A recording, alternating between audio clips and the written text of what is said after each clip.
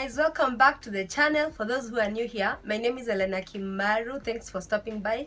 If you've not subscribed, kindly do so, and also hit the notification bell so that you get notified every time I post. So on today's video, I'm super excited. I'll be focusing on 8 side hustles that students can actually do while they're still in school so that they can make some moolah. Yeah, and also I'll talk about one of those that I actually did when I was still in school. So stay tuned.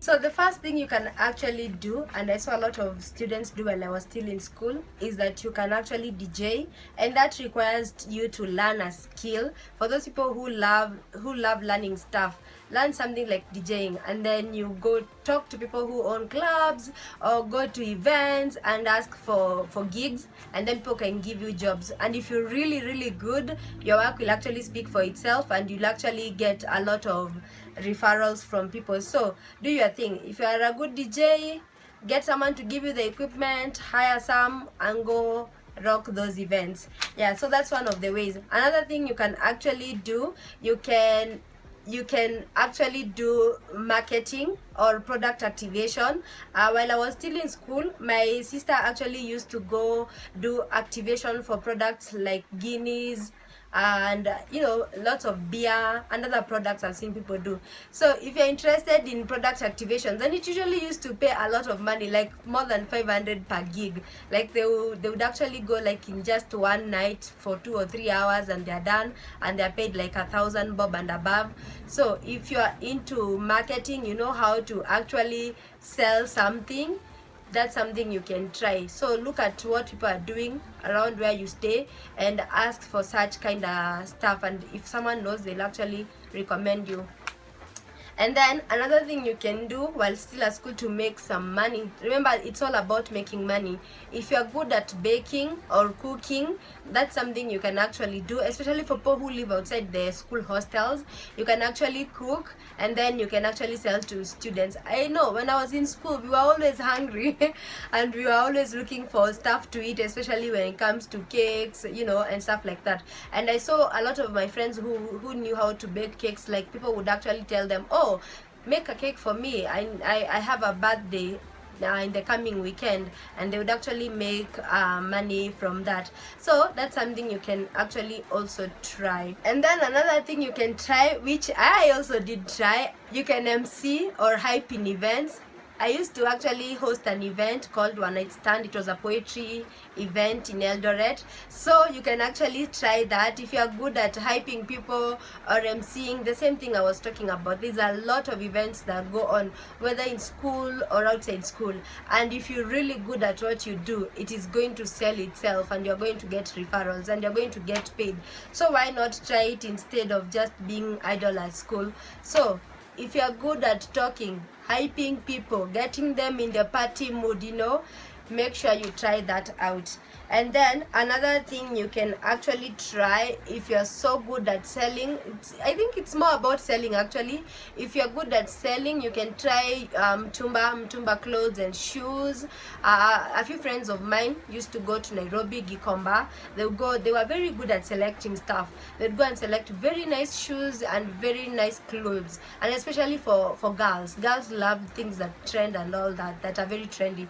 So if you have very good taste, you can actually go buy that at a very lower price, and then you mark that up, and then when you come back to university or campus, you sell that to students. So don't mind being a hawker.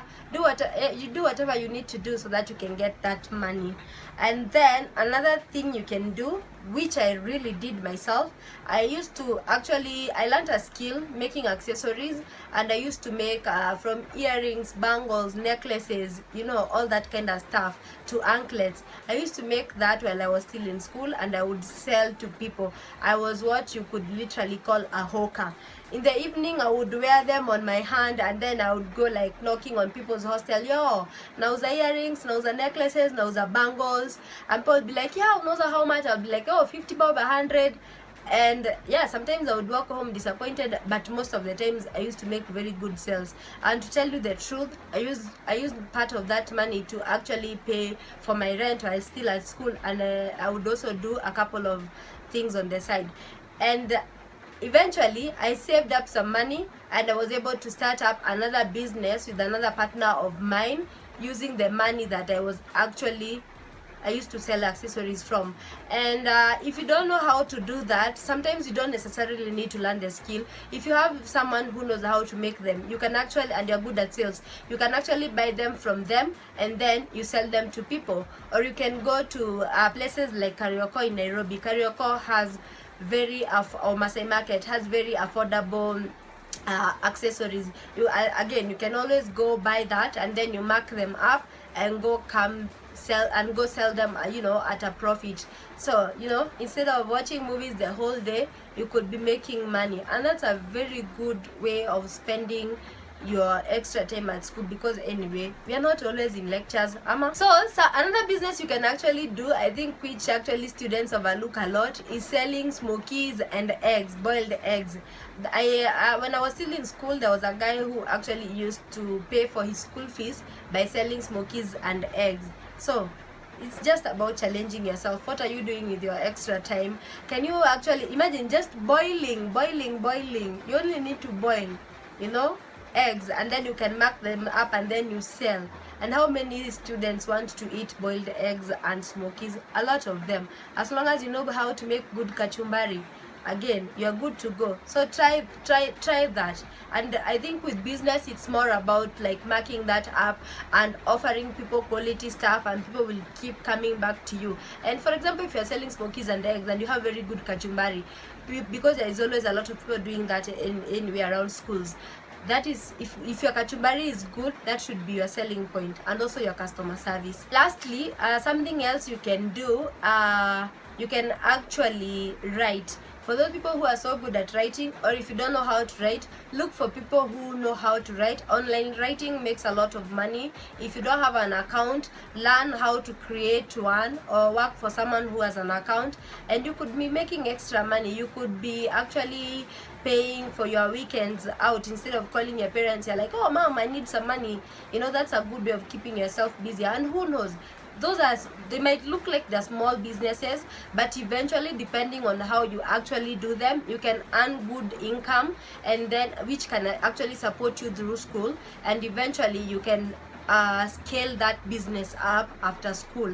And sometimes for those businesses that I've mentioned, if you are not able to do them because of your schedule at school, and you can always like employ someone, as long as you have the first cash flow, like your initial capital. You can buy whatever you need to buy, whether it's raw materials, whether it's the shoes, and then you can actually talk to someone who needs them, because there are a lot of people looking for employment. Then you can give them whatever you need to give them, the business and then they can do that for you, and you make money, and then you pay them whatever you need to pay them. So sometimes we have all manner of excuses. You're like, oh, I can't start the business because I'm super busy. But literally, start searching for something you can do while still in school so that you can make money. And then a bonus tip would be for those people who know how to plait hair or do makeup or probably do stuff like nails.